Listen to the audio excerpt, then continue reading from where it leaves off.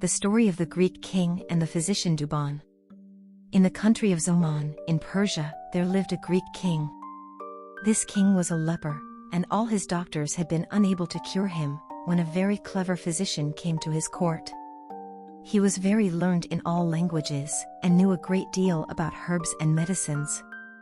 As soon as he was told of the king's illness, he put on his best robe and presented himself before the king. "Sire," said he, "I know that no physician has been able to cure your majesty, but if you will follow my instructions, I will promise to cure you without any medicines or outward application." The king listened to this proposal. "If you are clever enough to do this," he said, "I promise to make you and your descendants rich forever." The physician went to his house and made a polo club, the handle of which he hollowed out, and put in it the drug he wished to use. Then he made a ball, and with these things he went the next day to the king. He told him that he wished him to play at polo. Accordingly the king mounted his horse and went into the place where he played. There the physician approached him with the bat he had made, saying, "Take this, sire, and strike the ball till you feel your hand and whole body in a glow.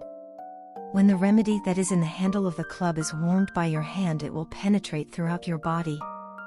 Then you must return to your palace, bathe, and go to sleep, and when you awake tomorrow morning you will be cured." The king took the club and urged his horse after the ball which he had thrown.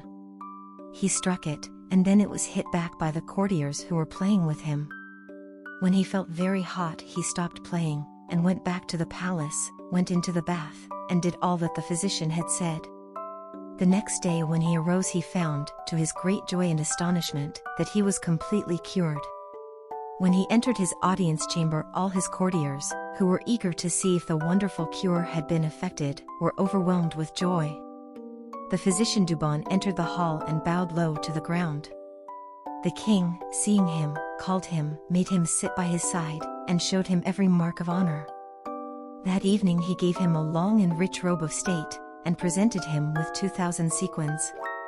The following day he continued to load him with favors. Now the king had a grand vizier who was avaricious and envious, and a very bad man. He grew extremely jealous of the physician, and determined to bring about his ruin.